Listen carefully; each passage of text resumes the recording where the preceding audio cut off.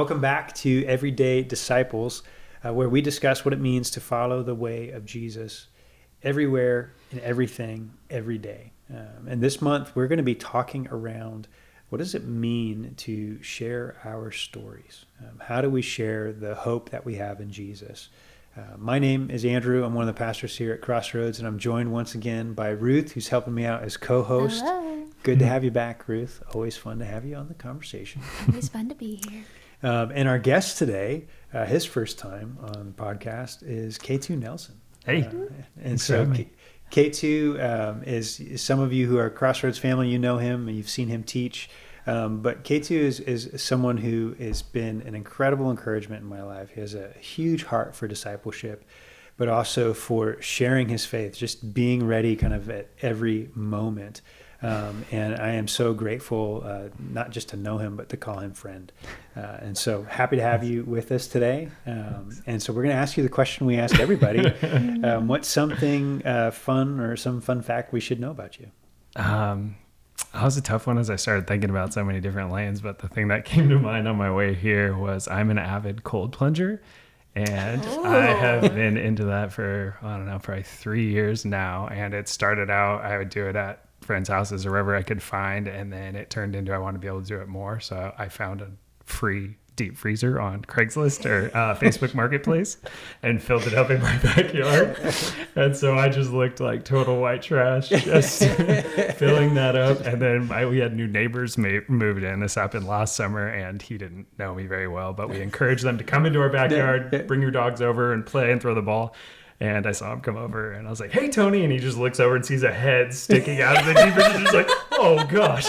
I'm like, "What's up? Did you need like help with something?" He's like, "Oh, I just wasn't expecting a head peeking out of a deep freezer." So, which is a pretty reasonable expectation when you walk into somebody's really yard to what not. you think you're gonna see when you're doing. Although I would say, knowing you, I wouldn't be surprised. At Expectations this are point. different once you maybe know me a little bit. It's That's my reality. So I love it. It's invigorating for me. I know people think I'm a nut, but I found, Is that an everyday thing? It is, and often twice a day. Whoa. Yeah. So I did just really upgrade committed. to an actual cold plunge. I got one of the inflatable ones. The deep freezer is getting it was growing some stuff. And my wife had dealing with mold illness and all those things. We need to not have disgusting things like that. And it just looked You're so like fancy they're homeless now. people, but it's actually turned into our kids turned it into the deep freezer and an old closet door into a fort in our backyard. So we just are embracing the whole homeless camp in our backyard, but we love it. And it's fun. That's amazing. Well, I can attest to your evangelistic abilities even within the cold plunging, because you didn't get me to cold plunge, but you did get me for a stretch to take cold showers as a start. And so I was easing in, and then I was just like, he's a bolder man than I can't do it. You did tell me the one story you got the cold to baptize somebody, so that was you were willing to cold plunge it. You double. Shout out to Brian, the coldest baptism I have ever had. We were up at I believe it's Emigrant Gap in December. And it was actually softly snowing as we got into the water. And I went to talk to him when we were in the water, and I was like, I couldn't talk. I couldn't even form words. You know why we're here. So cool. But it was awesome. It was a very sweet moment. So that was good times. That was an epic cold plunge. Yeah. Epic cold plunge. Yeah. Probably the best one. Well, we're going to have some fun today. And just as a reminder to those of you who are listening in, why are we having these conversations? And that's because at Crossroads, one of our values is that we are everyday disciples. That means our relationship with God is intended to shape every part of our lives. There's no separation between the mundane and the spiritual. Our life with God isn't confined to a moment on Sunday morning. It's to be lived every moment of every day and every setting. And so, again, we've been walking over the course of this first season, and today is actually the final episode. We've walked through 8 different practices, and our last practice today, again, is that idea of story. How do we share our story of what God's done in our life? How can we be prepared at all times to share the hope that we have in Jesus? And so I'm excited to have this conversation, but I also know that this is an area where many people have questions, misconceptions, they kind of push back in fear, or they've had bad experiences. And so when we think of sharing our faith, when we think of evangelism, right, that's often the term that gets thrown around, sharing the good news of Jesus. what are the things that come to mind for you guys, good or bad? Yeah, I think definitely, I didn't grow up in and around the church, but my first thinking was, just kind of cold evangelism, street evangelism, passing out tracts, those, sandwich board kind of things. And that's what I thought maybe I needed to do. And I know for me, I tried different things. I'm like, I guess I just got to meet strangers and try and figure out how to do this. So I remember early on, I had a car, but I would take the public bus to try and engage with people. And, everybody's plugged in at 7 a.m. Like, this is not helpful to me to go tap somebody on the shoulder and be like, hey, Jesus loves you. Jesus? Like, I was a pretty new Christian at the time, didn't know what I was doing. So I tried that. I tried cold evangelism on the downtown streets of Grass Valley. Just like goes, maybe if I sit on a bench and read a Bible, somebody will ask me a question or those kinds of things. Like, that's what I felt like I should do. That should thing kept going. And so I feel like that's where my perspective has probably changed a lot. Not that there's anything wrong with those things inherently. I'd still probably agree with D.L. Moody in that sense of I'd rather see people try and attempt. And even if you whiff, I imagine God was smiling at those things oh, that's cute. Good try, you were but trying. You were trying. I was out there willing to take some cuts, I guess, and they were totally unsuccessful, but I was trying. No, that's awesome. No. Yeah. Well, we talked last time of we'd rather fail trying Yeah. than not try at all. Absolutely. That's such a big, we homeschool our kids and something to try and teach them, try. Yeah. It's okay to fail, and failure's a good thing. And even trying to help them reframe that of it's not failing if you're learning something.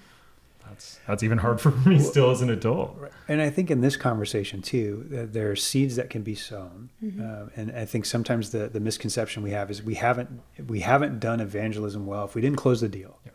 Right? If that person didn't come to faith, but sometimes just the conversation we have of sharing faith, sharing who Jesus is, why he came for them, that he offers life to them. If they choose to follow him and they say yes to him, there's so much there. We may never know what comes of that conversation. There may be seeds we've planted that we're going to be surprised of who we see in heaven because of the conversations that we had that we thought that didn't go anywhere. I know for me growing up, the church I was a part of, it was like evangelism explosion. Was kind of the training that was done. It was the 4 spiritual laws, and for those of you unfamiliar with the 4 spiritual laws, that was a tool that was used by a lot of people. And there's some, again, we don't want to take shots at how things were done. The 4 spiritual laws are this. I'm just going to say them for you. God loves you and offers a wonderful plan for your life. All of us sin, and our sin has separated us from God. Jesus Christ is God's only provision for our sin. Through him, we can know and experience God's love and plan for our life. And then the 4th one was we must individually receive Christ as Savior and Lord, and then we can know and experience God's love and plan for our lives. I remember as a high schooler being given these tracts, and I had my Bible, and we were paired up with people in our youth group, and we were on a trip in New York. And so I'm in the Bronx, and I'm walking around talking to strangers, which isn't always my favorite, just to cold call people, but trying to create any conversation we have often is if you were to die today, where would you go? Was kind of our lead line. And I remember with my friend Tracy, who was with me, as she was my partner as we were talking with people, and this guy looked at us and he said, "What are you guys doing?" And we were, we were a bunch of white kids in white polos walking in the Bronx. He said, "What are you guys doing here?" And we're like, "We're just sharing the hope that we have in Jesus." He's like, "You guys need to get out of here now. This is not safe for you. You should not be here." And we're like, "Okay, but if you were to die today, where would and went through and one of those conversations went nowhere. We had another conversation where there was a guy who I was really surprised at how far he went down the road with us. I have no idea where that went, but I think back, okay, Lord, maybe there was a seed planted there that took. But I know I've also walked by somebody who has been out on the street corner with their sandwich board sign, their bullhorn in hand, yelling at me and my kids that we're going to hell. And I wanted to be like, actually, no, bro, we know Jesus. We're on the same team. Hey, this is awesome. We're excited, and I know that can be what some people experience of, gosh, this guy's just yelling at me. Right. And so for us, as we talk around, what does this look like for us? I want to demystify some of that and how we can all participate in evangelism. Because I know some people too have this sense of that's a gifting for the evangelists, and they're the only ones that can do this. And we'll look at this in a little bit, but within Scripture, no, we're all called to be ready to share the hope that we have. But let's just take a moment, like when it comes to sharing our faith. What are some things, some ways that we think about this wrongly? Maybe of like, what does it have to look like to share our faith? I know we've alluded to some of that already. What do you think people get hung up on? Yeah, I mean, that gifting element of like, I'm not good with people or anything like that, I think becomes a big excuse kind of often that we'll make of like, I'm just not wired that way of whatever it is. And I mean, you could think about that in so many areas of life. We wouldn't say that, whether it's your health or those kinds of things. We wouldn't say like, I'm just not gifted to not eat sugar or McDonald's all the time, whatever you want to pick, right? But we don't use that same framework. But with evangelism, I feel like it's not true per se. There definitely are. And I think, Ephesians 4 kind of gives us that idea. There are clearly people who are gifted evangelists, better at it. And their job is to help equip the church, right? All of us are invited into that space to learn how to do evangelism and share our faith. And I think the other big misconception I think that we get hung up on, myself included, in those early years of trying to do stuff on the bus, if I have to share all of it, or I have to share all the 4 spiritual laws. And I don't think that's true or even helpful categories to always think through. I think through David Platt wrote a little book, but he shared a long time ago that was always helpful for me, that he actually learned from missionaries in the Middle East, that he talked about what they were trying to do, especially, and I think that's where missions can be very helpful. They can't just go share those kinds of things because in the Middle East it's dangerous. So they talked about what we're trying to do is weave threads of the gospel. And even like when we think of those big tapestries on the wall at the Louvre, these big museums, you see all the threads and it might look like a mess until you flip it over. And so what the missionary was telling David Platt, and he kind of used and I've kind of adopted myself, is you're trying to weave these different threads so that way as you're testifying to whatever an element of God's character is one of the threads you would say, is they see it in your life, but you've also talked about it. I'm not trying to close the deal. I'm just pointing to whatever. And often those kinds of things you can see in both believers and unbelievers' life, which is a beautiful thing to be able to point out. I have a neighbor that I'm trying, when he talks about the other day, I think this was just last week, he was talking about his philosophy for leading people in his organization was like, I tried to be humble. I tried to lift. I tried to encourage. I'm like, did you know that's like actually the way of Jesus? Like he was the first servant leader. That's so fascinating. So it just became this. And from that conversation, did he pray the prayer? And now not at all. It was just, he's like, really? I'm like, yeah, it's actually here. And he's become curious about the Bible and the gospel because I'm just trying to sow those little threads. Some of the other threads just to go through them are the sinfulness of man. I think it's a lot more inviting to people in our believing or unbelieving when we're the humble ones admitting like, I have a shortcoming too, just like you. Because I think that helps, especially within the church where it might be looked at as self-righteous or hypocritical or looked down on the world when they see us as these humble people, the first ones to admit our shortcomings and failures. Like we all have shortcomings and failures. So it's very invitational to a relationship as well, which I think people, at least my experience, but people are willing to lean into that and you can really connect on a deeper level with those things. And then one of the other threads of the gospel is the sufficiency of Christ. So you're trying to point beyond yourself of like kind of those, I think of Romans 7 often as you're reading through all those things, as like Paul is kind of going through all these things and he comes to this moment of like, thank God for Jesus, just like, because you don't want to stay on the sinfulness of like, I'm just a broken victim mess. Like, and be like, man, it was a hard day. And I'll literally say that and be like, thank God for Jesus. And I mean that genuinely. So I think that's where, again, don't pre-program it, that it's just what's coming out of you. It's like, it was a rough day. Kids were terrors and this went wrong and I have this client mad at me. And it's just a thank God for Jesus kind of day. And I think people are drawn, some reject it, but I think when you're pulling, again, it's part of why we even started these conversations. It's not, following Jesus isn't just this small sliver of your life, right? it's all encompassing, right? We want to become like Jesus. We want to walk as he walked. That we want to do as he did. We want to live as he lived. That's our aim. And so in those moments where we bring Jesus into the conversation, again, not manufacturing that or forcing, but like there's just a reality. Like really, thank God for Jesus. I all the time I'm like, I don't know how people navigate life without Jesus. I can't. That's one of my favorite questions to kind of ask people about, like to try and draw them like. It's like, tell me about how you do forgiveness in marriage. And I'm genuinely, like, I think that was another thing I was thinking about, just like genuine curiosity about people. Cause I don't, and then I'm not trying to rip or like Jesus juke up and try and force him like, come talk about it. It's like, no, this is like, I don't know how, marriage is hard. I love my wife deeply. She's the greatest person in the world, my best friend. I adore her. I don't know how people do marriage without Jesus. Like it's hard. I don't know how they parent. I don't know how they do anything. You know, but that's like we all have this need for Him, right? And I do think that common ground of acknowledging that and then pointing towards, and this is where I found that hope. I think one of the things that I found too with people that get a little bit, and when I say people, I'll include myself in there, is.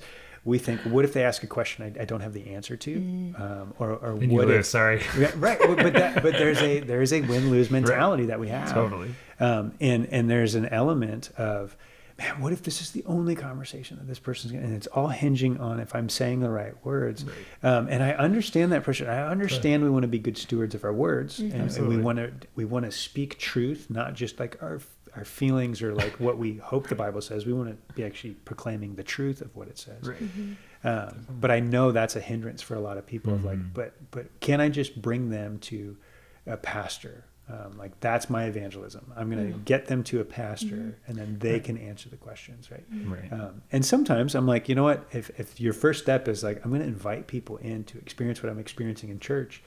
Great. Yep. Like that's great. Like, yeah, come on in, like, come on. But I don't want you to undersell your ability to share what God's done in your life and to effectively share that hope is alive, not just for you, but for them too. And that's the piece for me of, and I want people to have some freedom there, to not feel the pressure of, am I screwing this up? You know, is that person going to hell because of me? And there's a reality of like, man, if you really stop and you're walking down the street and you start to think of, Lord, how many people know you in this space, and how urgent am I? That is a prayer we need to be more urgent. Totally. But how do we become more equipped, more comfortable even? And okay, I say comfortable. There's also an element we're always going to be uncomfortable, right? And there's things Jesus calls us into and the Lord calls us into, that the Spirit leads us into, that are outside our comfort zone. Thankfully, He also is leading us and guiding us, and the Spirit's going to give us words. And I can attest to that one. I've had many conversations where I've gone and going, Lord, I don't have anything good to say here. I don't have anything to add to, and then it's like the Spirit's like, oh, this is what you need to say. And I'm so grateful for that He's living active. He's working within us. But I think to help us to kind of go, okay, those are some of the hurdles that we can have. How do we start to think rightly about this? And I want to read a passage of Scripture because I love this passage. And I think where we get to at the end is pretty profound. And so if you're listening along, I'm in Mark chapter 5. We're going to read verses 1 through 20. And it says, they came to the other side of the sea, to the country of the Gerasenes.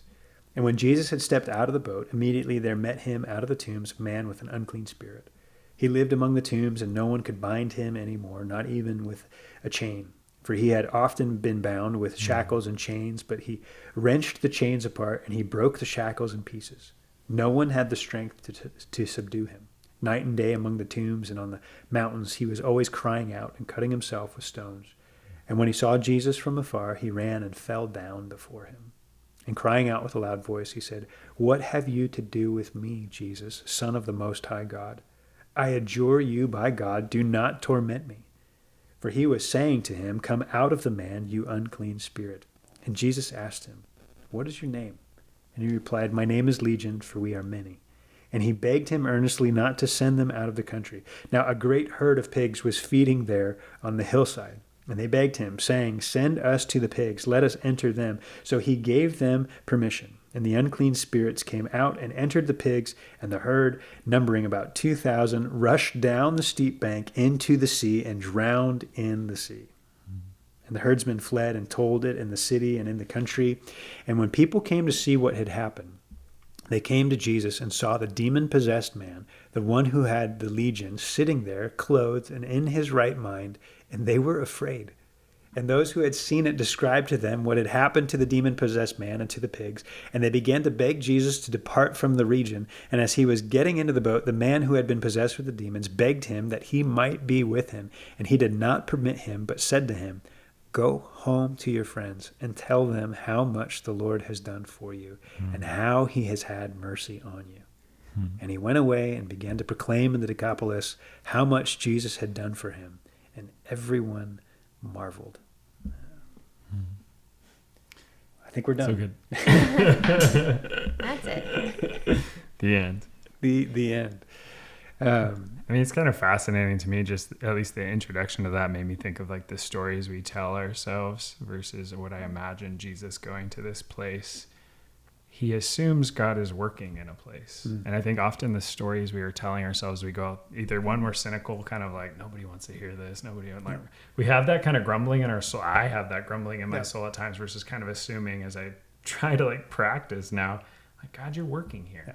And what like Jesus coming there, like God's working somewhere. And then it's, who's he working in? Like if we're looking for the Spirit working, we're probably not like, the dude chained up in the tombs. I bet that's where God's working. But Jesus so attentive, and he's Jesus, so I get that. But I mean, if we're following in his way, there's probably times where if we're telling ourselves a story, God is working, and that Spirit prompted that of like, that guy, I'm going to deliver him. And however that kind of works just as we go through our days of like, how often is that the story we're telling ourselves that God is working here somewhere? I've been put on the earth to help see the kingdom grow and establish in whatever way that might look like.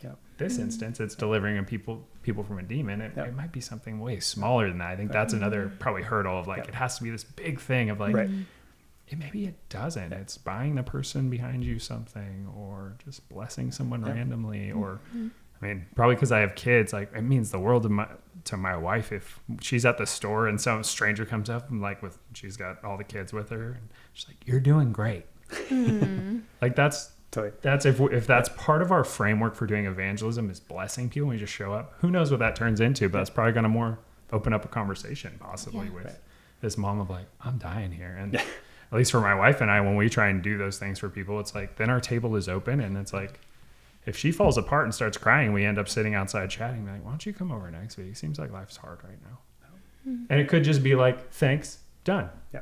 But I was faithful with that, just like Jesus, I think. Obviously, is faithful. Well, and I think, like what you said there, well, it's obvious with Jesus, right? Sometimes we read this and we're like, well, of course Jesus can do that. But that's the same kind of hindrance we're talking about of like, well, he's gifted. Like, and we're supposed to fall in his way. We're powered by his Spirit to do the things. And what I love is he's stepping into a situation where there's this man hanging about the tombs. He's been chained. He's broken. He's like everything that feels like there's no hope here. Like this is dark, right? This is not going to work. And yet Jesus performs this incredible miracle, delivers this man, and his life is forever changed. And I mean, I believe reading through the Gospels, like this man, the life change that happened in him changed other people's lives. Absolutely. Right? Like as he went out and proclaimed that truth, right? And there's stories told, and we're always fascinated by the floating bacon and the story of all the pigs that go and drown. And so I know that first part of that story is profound.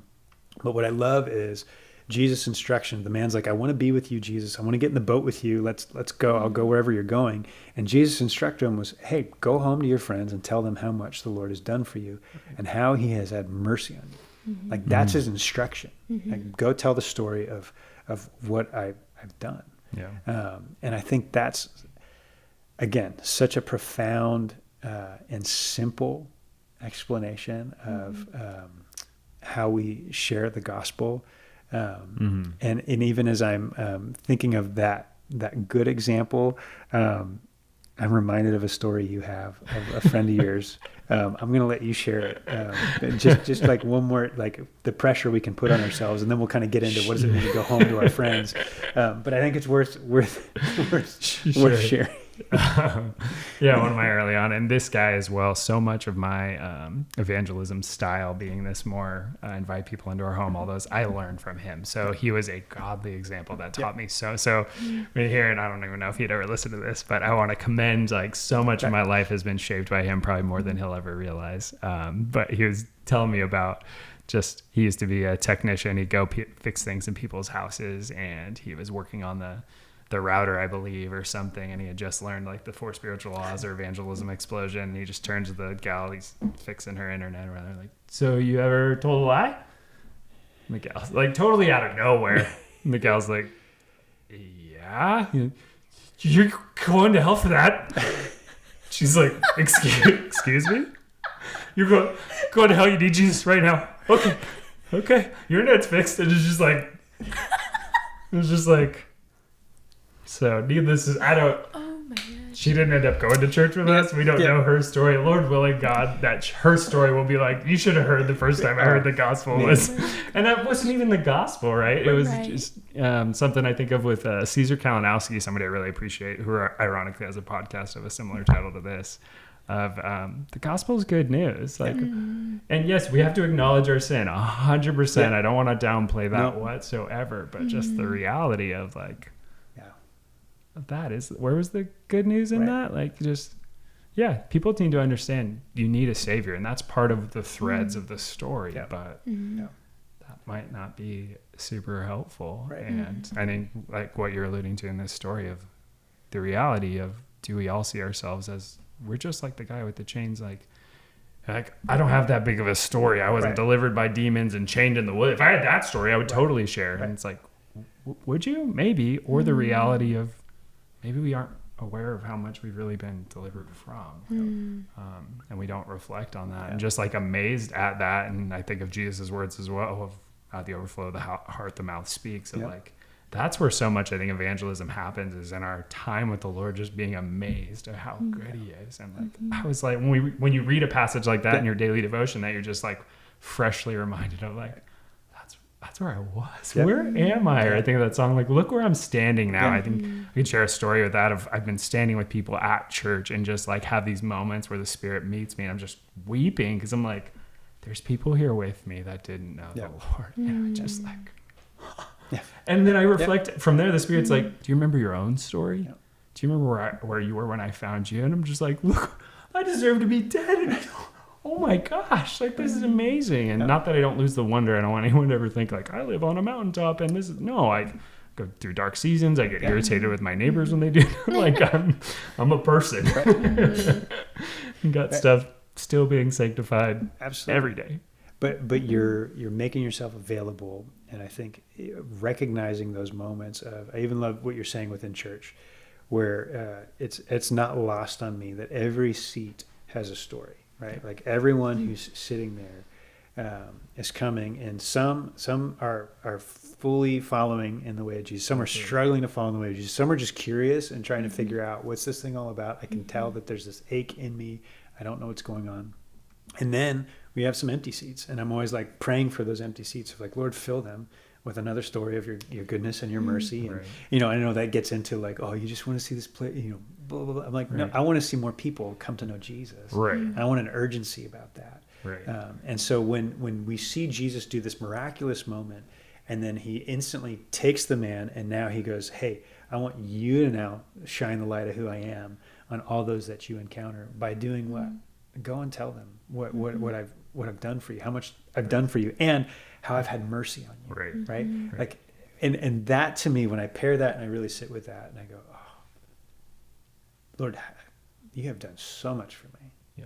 And your mercy, it truly is new every morning, and the way that you show. And so there is this sense of, when we sit with our story, when we recognize our story and what God has rescued us from, that can become a catalyst for us of like, man, I want more people to know this. I want more people to experience this. I often, when I think of evangelism, I think it's helpful for people to think through in different spheres where they're already an evangelist. Like, have you ever had a good meal, right?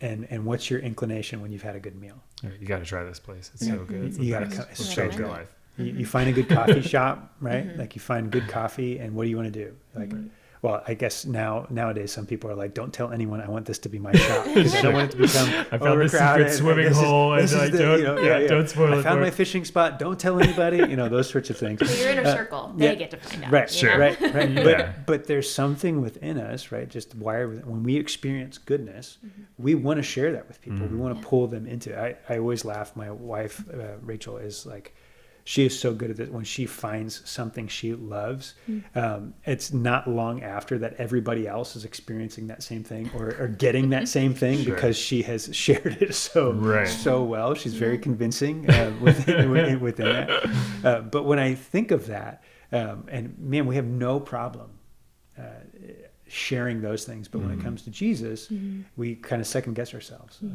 Are they going to want to hear this? Are they gonna think I'm weird?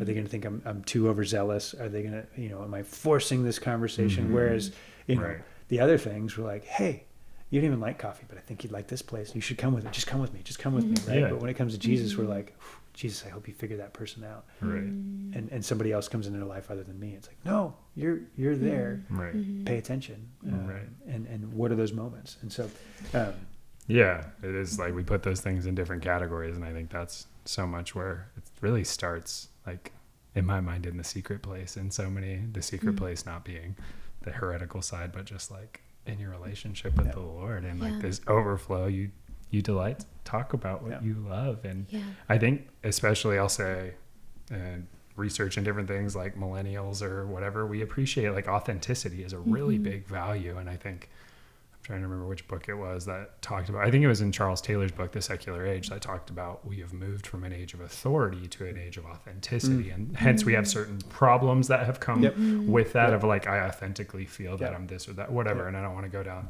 kind that of become our own authority, hole. and it's dangerous.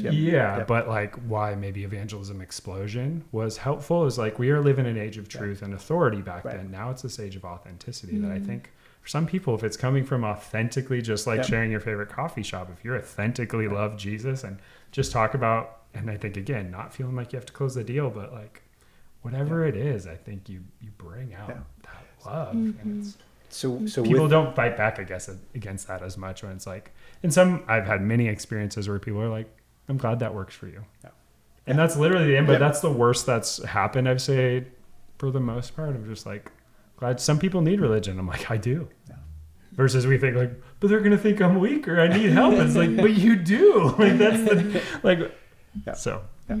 But within that kind of going back to that authentic vein, then knowing that, right, just pulling out of what God's doing in your life. Yeah. Right? How can knowing your own story help you share with others?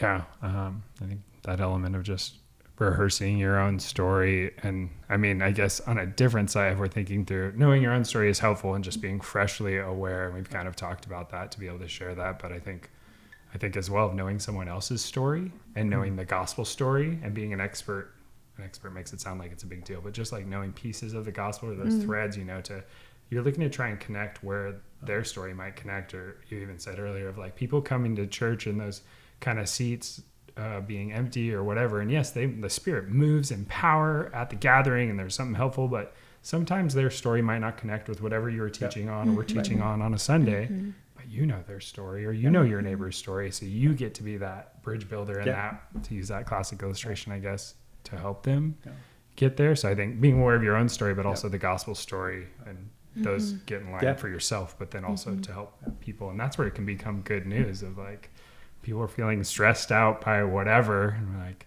don't you wish you had somebody to kind of be in the plow with you or in the yoke with you? Like, oh my gosh, yes. And you're like, Jesus, actually, like that's where I find, and again, you don't say you need Jesus. It's, can I tell you how I do that? Can I tell you how today I had a stressful day at work and I was just, thank God Jesus was in the yoke with me today. I couldn't carry the burden on my own. And people, I think that authentic element, people usually aren't threatened by that. And again, I think that's the beauty of what Jesus invites us into is there's this transformative moment where we come to know him. right? But then we're continually growing in Him, and that we're being sanctified, and so we're learning, we're growing, we're being challenged, we're putting things to death in our life, we're finding new life. But that, for me, is how do we kind of continue to pull from a reservoir that's fresh, right? Because I think sometimes we're like, well, I'm saved. Yeah. And some people are like, I raised my hand, I prayed the prayer, right. I'm good, I checked the fire insurance, right? I'm not going to hell. And there's not a living faith to that. Right. And I think that's sometimes too where that becomes harder to share when you're like, right. I got the get out of jail free card, Totally. but I don't know much else beyond that. Right. Yeah, I think that's where it's the element of discipleship and evangelism sometimes get put in those two different buckets, and where probably the damage, I'll say in some ways, of the four spiritual laws, well-intended, not throwing shade at anyone, well-intended people, faithful people sharing those things, or even the Billy Graham Crusades, faithful people followed Jesus, so many like good things, not throwing shade at any of that and how God was working in that era, but at least in our era, like we need that transition, like you're just saying, of like we need to be continually growing, and then we're grabbing other people to like help them. I mean, this is the Apostle Paul, right? 1 Corinthians 12. No, is that right? Follow me as I follow Christ, that kind of idea. 11:1, I think, 1 Corinthians 11:1. Yeah, just inviting people into that. And I think as well, the other piece I was thinking about evangelism that I feel like my perspective has changed so much is I think of it as a spectrum with evangelism and discipleship, and like 0, somebody not interested, 10, missionary going to the ends of however you want to call it. Somewhere in the middle there, they get converted to Jesus and they're a follower. Yeah. Do I know where that is? I have no idea. God does. Yeah. That's not my job. My job is, and this is how I think through when I go throughout every day as well, is how do I help this person, the grocery store clerk? Like, God's working there. How could I help be faithful to get them from a 1 to a 1.5? I'm just trying to be faithful. And other people that God gives me sacred invitations, I'll say, to like be a part. Like I saw some come from a 2 to an 8, and that was incredible. Right. I think as well, even just saying that out loud sometimes, it's easy for me to like, I used to be bummed or like whatnot that people weren't doing that, like trying to make disciples. And now I'm like, you're missing out. Like you get to watch people's lives change. Like, cause I think that loses some of the vision in our lives as well. As you've prayed the prayer, you go to church, which is great. But then you're kind of either stagnate in your faith and some of it because you're not actually sharing and helping people move from a 1 to a 4 or whatever. And that also keeps you growing. So it's like, oh, they're catching me. I got to keep running. It is one of the greatest gifts of discipleship, I think, of coming alongside somebody else. Like, hey, we're going to follow Jesus together. And I'm going to encourage you along the way in the way that others have discipled us and poured into us, right? But you get to see that. You get to see the freshness of a life transformed by the gospel all over again. And what that's doing is reminding you of, that their story's different, it's unique, but that's also, it's still my story. Like I would be a lost train wreck without Jesus. The desires of my heart where that would have led me to if I continued to chase after, I don't want to think about it because of what God has done in my life. And so when we see that in the life of another, it encourages us and it reminds us, because there is in discipleship, there's a long obedience in the same direction where there are seasons where we're like, this is not as exciting as when I first came to, I was on fire, and now I feel like, oh, like, Lord, what are you doing? And I think when we step into the lives of others and we encourage others, we get to be like, it fuels our fire as we're fueling their fire. And we remember again, oh my goodness, Lord, this is what you've done. Right. I know for some people too, the challenge in sharing their faith is I wasn't demon possessed. I didn't call myself Legion, right? Like Jesus didn't cast that out of me, and like I don't have this like powerful and profound story to share. I've got a boring story, right? And I will put myself in that category that for a long time, that's how I viewed, like, I came from a family that when the church doors were open, we were there from like the time I was born. That's just what we did. And I watched my parents as they served. And I made a profession of faith when I was 8 years old. And I remember right where I was. And I remember my Sunday school teacher who had shared about the Christmas story. And in my 8-year-old brain, man, it rocked me that God had sent his son and his love for us. And I remember that. And my New Living Bible. I can picture it now. As he was like explaining that. And I remember walking out of there into our church gym with my dad. And I just looked at my dad and said, Dad, how do I follow Jesus? Like, how do I become his, you know? And my dad stopped, and I remember how big his eyes got. And then we just prayed right then and there. Yeah. Now, there's a whole other journey of dumb decisions I made in middle school and high school and those things. Sure. But that was a real moment for me. Right. But I wasn't a drug user. I wasn't, you know, I didn't have, you know, you name it. I don't have this powerful, profound, like, this. But then I realized the gift that I had been given was a legacy of faith and a family that loved Jesus and grandparents that were praying for me the second I was born. My grandma, Lydia Francis, man, she prayed for me every day I was alive. Yeah. And when she passed away, I knew that I lost the covering. Like I could feel it, right? Wow. And so I used to think it's so boring that I just always felt like I've known Jesus. And I'm like, what an incredible gift that I was given that. Perfect? No. Still like lots of run-ins of that. But I think so many people who have grown up in families of faith go like, man, I don't even really know what it's like not to follow Jesus. And I'm like, what a gift. Right. Like, that's amazing that you have that heritage. And maybe like you're going to be a part of a legacy that passes that on to your kids too. Right. And you can walk with them and they just always know there's a God who loves them, sent his son to die for you, that you might have life in him. And you get to walk with him all the days of your life. Like, not boring, not boring at all. Right. But I know we can tell ourselves like, but it's not dramatic. Right. And I'm not swinging the other side too. Like the dramatic stories, it's like we shouldn't tell those. No, I love those. Like, because again, absolutely, there are moments where you look at someone and you think, like, never in a million not years a chance. will They're come. just And like the then demoniac. Jesus meets them and radically transforms their life, and you're like, praise God. Sure. But I really want to push against anyone who feels like I've got a boring story. Yeah. If you know Jesus, there's nothing boring about that. If you have given your life to him, you were transferred from the kingdom of darkness into the kingdom of light. You were in death, and now you're in life. Nothing boring about resurrection, right? Like, nothing boring about that. Yeah. Sorry, I'm about to turn that into a sermon and we're a conversation, and I see that hand.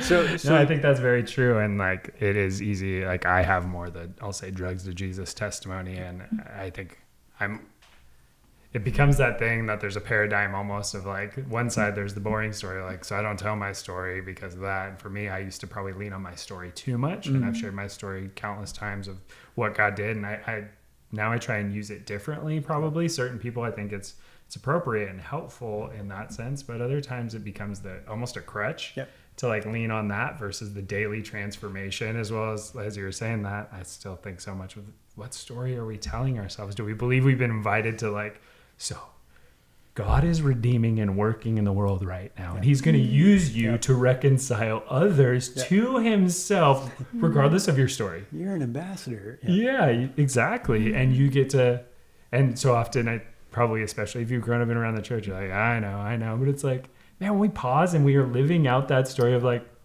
what could be better than seeing a life? You watch dead people come alive. Like, regardless of what your story is, you get to point people to God or what he's doing in you. And I think within that as well, of like, the boring story is only boring if you kind of stay stuck on that versus like, I'm constantly communing, being transformed by the living God. I think those simple truths, and where I just am so thankful in some ways, and hopefully people could hear my heart in this, that I didn't grow up in and around the church, because I'm amazed at so many of like the simple things that you're like, I'd be like reading the Bible and be like, did you know the Spirit of God is with you? And they're like, and I'm like, why are you bored? Like, wait, you're telling me the Creator God indwells me. Let's go. Like, right. And that kind of gets boring to us sometimes versus me. I'm like, this is fresh. This is amazing. Road, right? It can become road. Exactly. Yeah. Or like what God's doing in the world. And I think that's where, reading missionary biographies, reading books like Leonard Ravenhill, Revival, these different things of like, try and keep your affections hot for God, for what he's doing now, what he's done then, and just like, come on, Lord, like, let's go. And I think people get bored with their stories because they're maybe bored with other parts of their lives too. It's kind of becomes this thread, and then they just dwell on I have a boring story versus like God's invited you into something amazing. Right. Like the water's fine. Let's go. It's 35 degrees and cold, but let's go. So with that though, because right, you get going, and you and I have had this conversation of like fire's stoked, pretty hot, like you're chasing after Jesus, and what does this look like? But someone who let's just say is kind of back here, like I love Jesus, I believe he's true. I haven't really experienced some of what you're talking about. I'm really nervous about sharing my faith. Yeah. Where do I begin? Or what are some things that you found helpful in sharing your faith?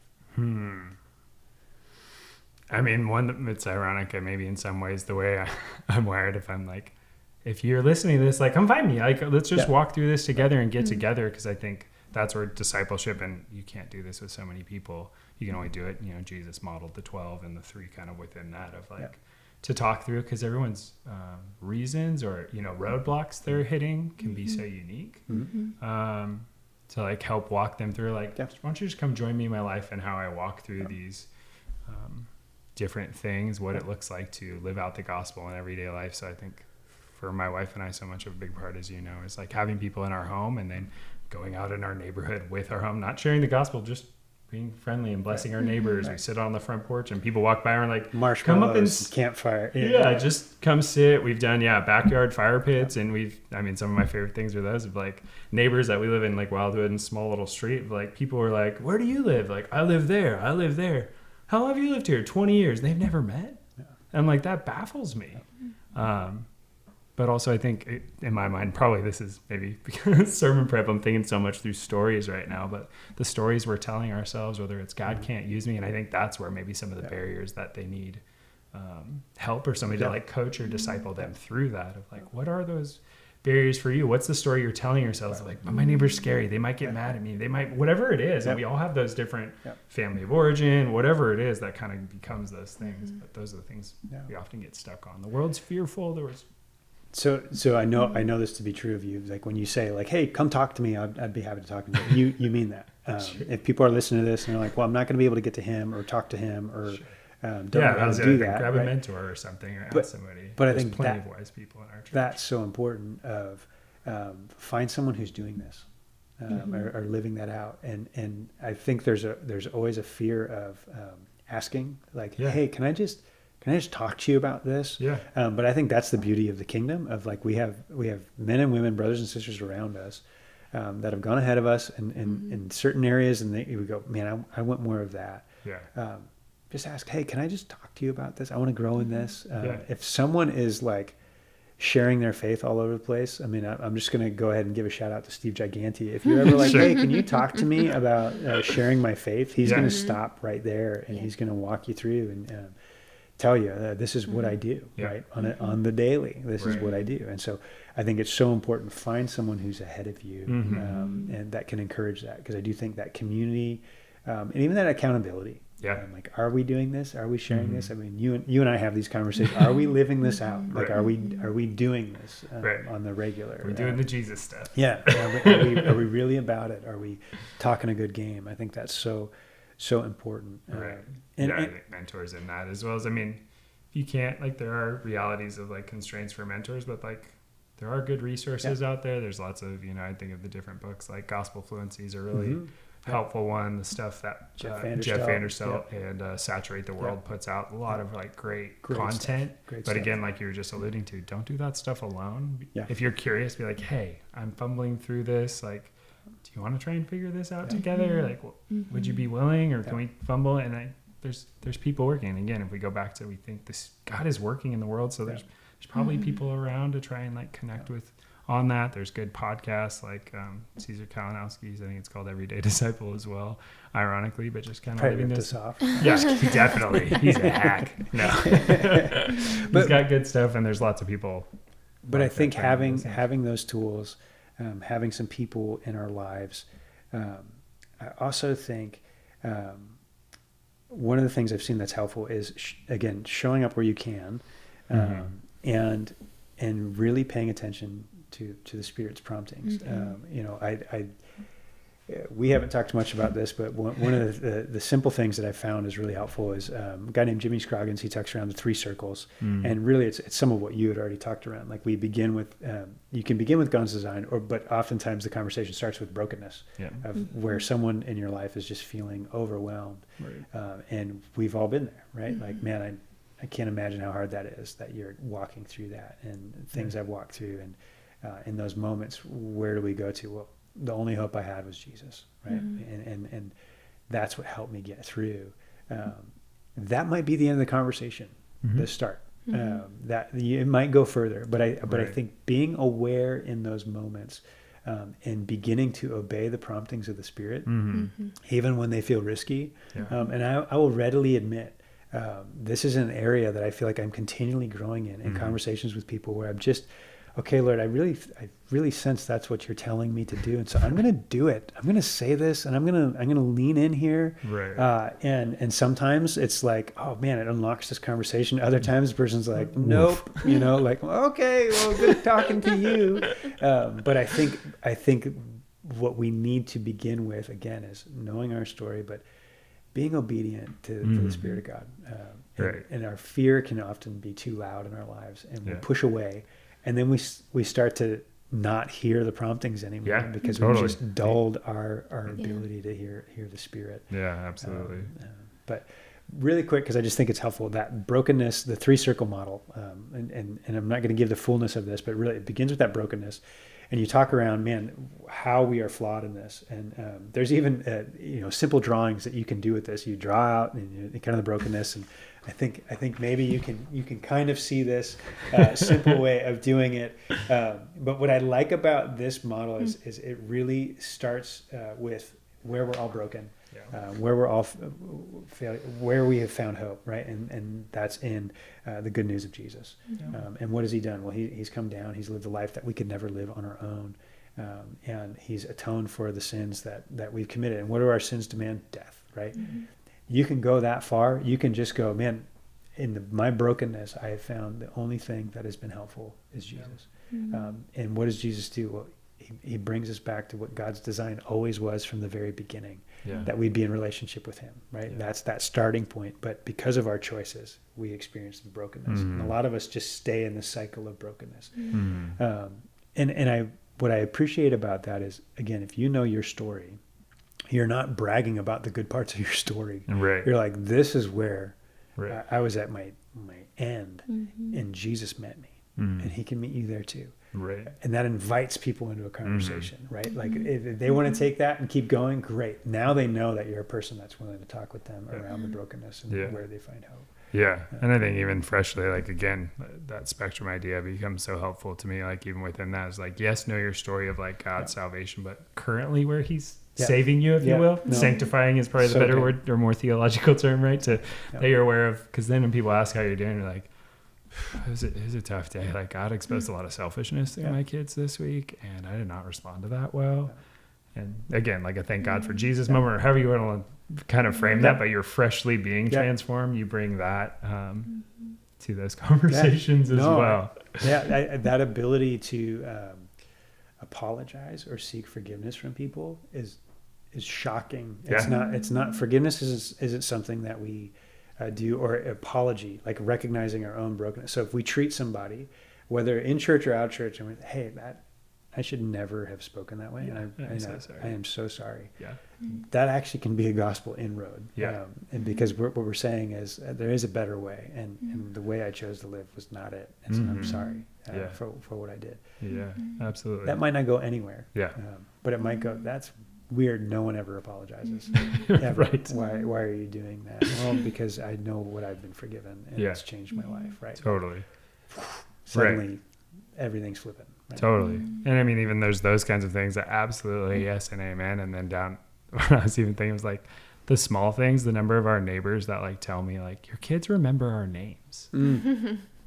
That's not like profound, but like that means something to us as a family. So it's a value, like call people by their name. And just like, we've had multiple different people, even people that don't live on our little like loop-in street, but we live on a walking loop. So people come and be like, your kid saw me like a year ago, but they remember, like that means something. People don't do that. So it's, yes, forgiveness, that's a big part, but just calling someone by name, remembering one little piece of their story is like, Huge. it blows people's mind that I think that element of like, we need to be radical. Like, sure, there's places. And I also love the phrase of like living with gospel intentionality, which is a thing from Vanderstelt as well. Like, you live a life that demands a gospel explanation. So within those, when I get compliments from people, it's like, usually what I'll say, depending on the relationship, is something along the lines like, because you matter to us. You matter to God. Or I think others, we know we've put like gift cards in people's mailboxes or whatever, and be like, thank you. That was really, I've been blessed to be a blessing to this neighborhood. And like, it's, have they prayed the prayer? Have I baptized them? Not yet. And I'm going to keep praying not yet. I'm going to walk in circles until. But even that mentality of not yet. Right. Like when you are praying for the people in your sphere of influence and the people that you know that feel so far from God right now. Right. And you go, I haven't seen them come to faith. Well, not yet. But God's working, right? There's this hope that we cling to of, no, it's possible for them. And I'm going to keep praying towards that end. I'm going to keep showing up towards that end. And this to me is where the pushback of like, that's not for me. Like 1 Peter 3:15-16, but in your hearts, honor Christ, the Lord is holy. Always be prepared to make a defense to anyone who asks for a reason for the hope that is in you. Yet do it with gentleness and respect, right? Which I think is so... like not like the hammer at home, like there's a bridled strength there, gentleness, respect, having a good conscience, so that when you're slandered, right, because that might happen, those who revile your good behavior in Christ may be put to shame. Like, I'm going to be clean before the Lord, but I'm also going to share the hope that I have with you. Absolutely. And then I just want to read this because I know we know this, but Matthew 28:18-20, and Jesus came and said to them, all authority in heaven and earth has been given to me. Right, so Jesus has all authority. What does he do? He turns around, he gives us authority. He says, go therefore and make disciples of all nations, baptizing them in the name of the Father, the Son, and the Holy Spirit, teaching them to observe all that I have commanded you. And behold, I am with you always to the end of the age.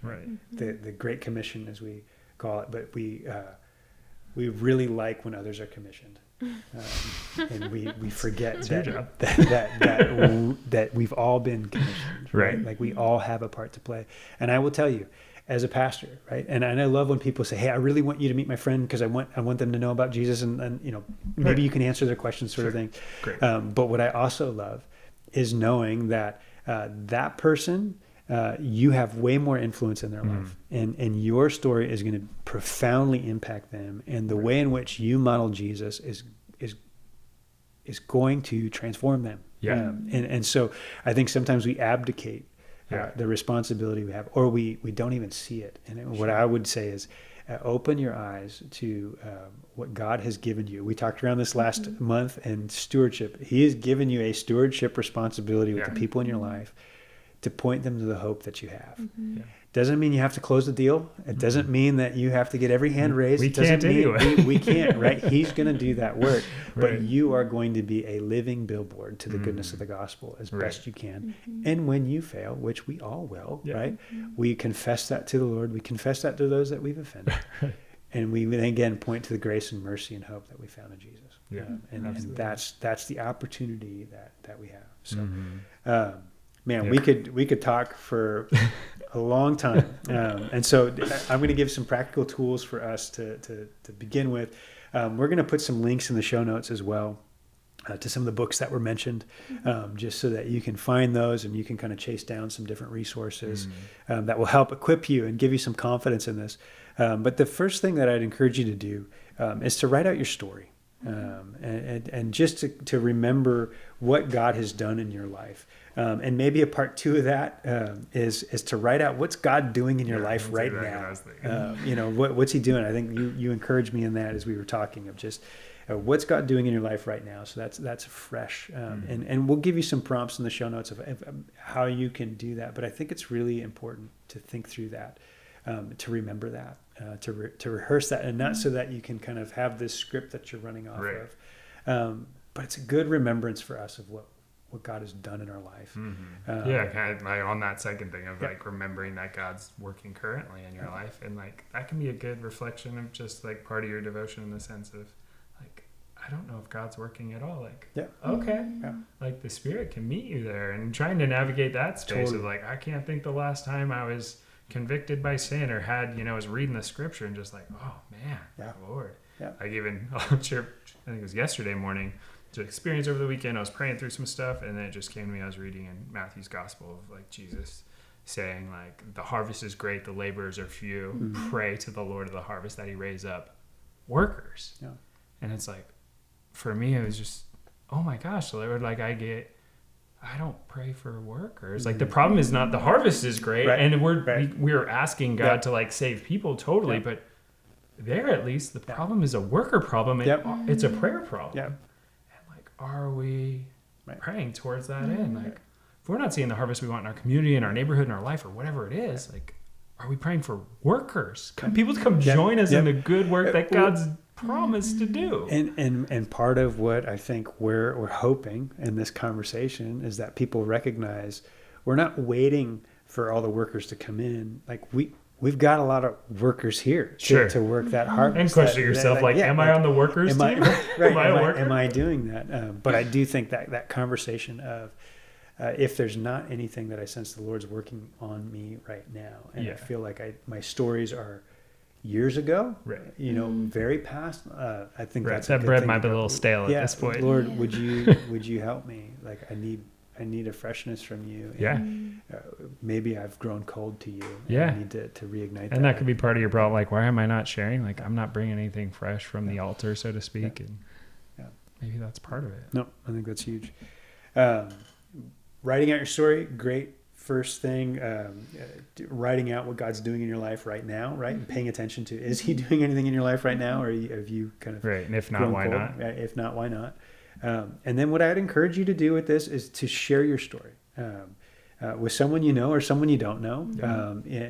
But to practice that. And when I say practice that, I mean sometimes we need to get some reps in. Get some reps in, some confidence in.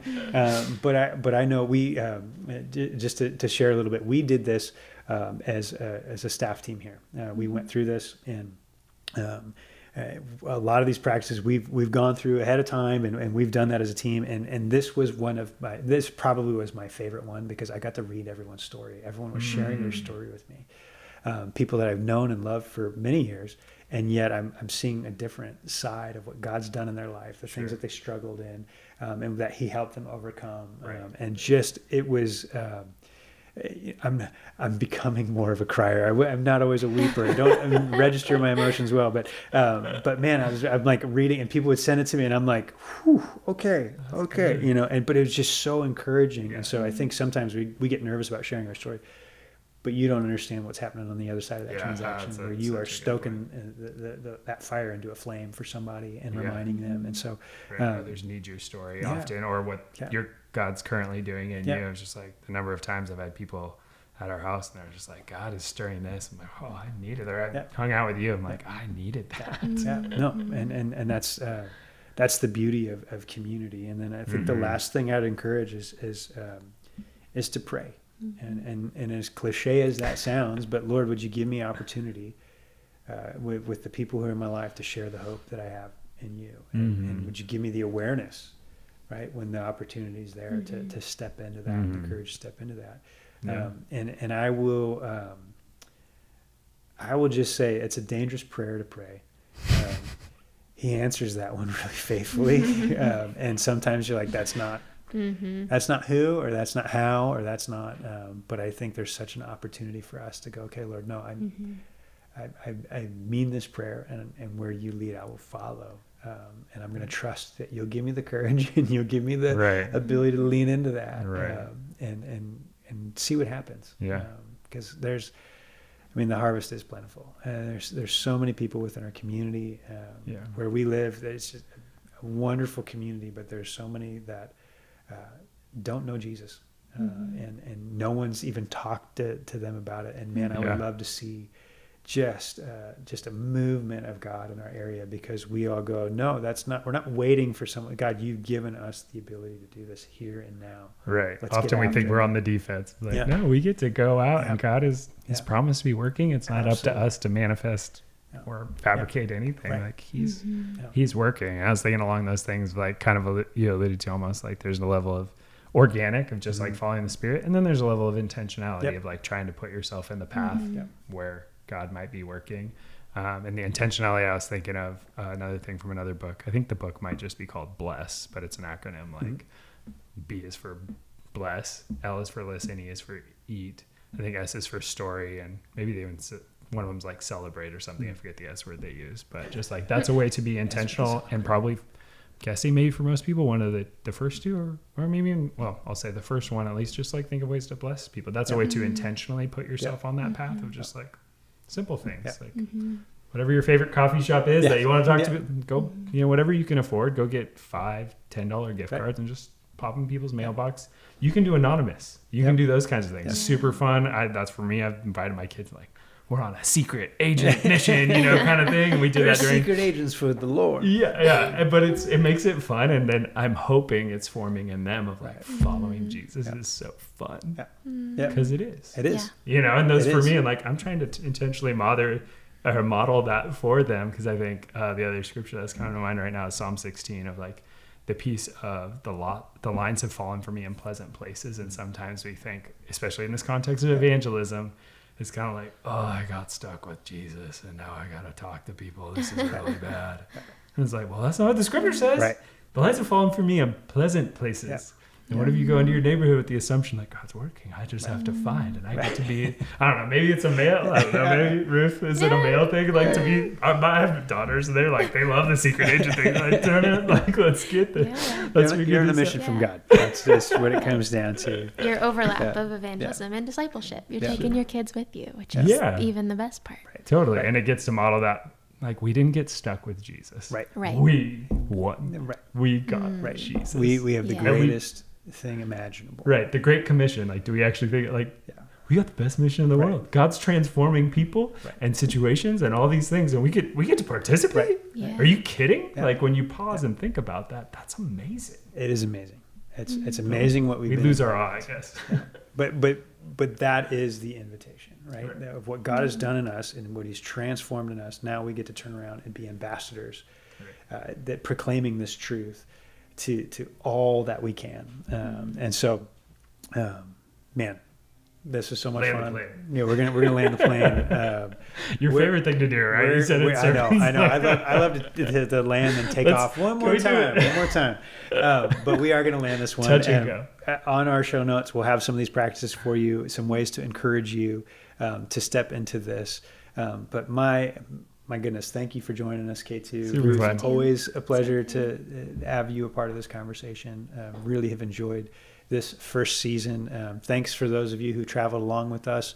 We'd love to hear your feedback. We'd love to hear any questions or maybe future things you'd like us to talk about. You can leave that in the comments below. We'd love to learn from that. But for now, thanks for joining us for season 1. Hopefully this episode has sparked you to go, I am on a mission for God, and that you have been divinely placed right where you are. And He wants to use you in your story for His glory and for the good of others, to share the hope that is found in Jesus. So may you continue to be an everyday disciple who follows in the way of Jesus everywhere and everything, every day. And may you know His grace and experience His peace. God bless.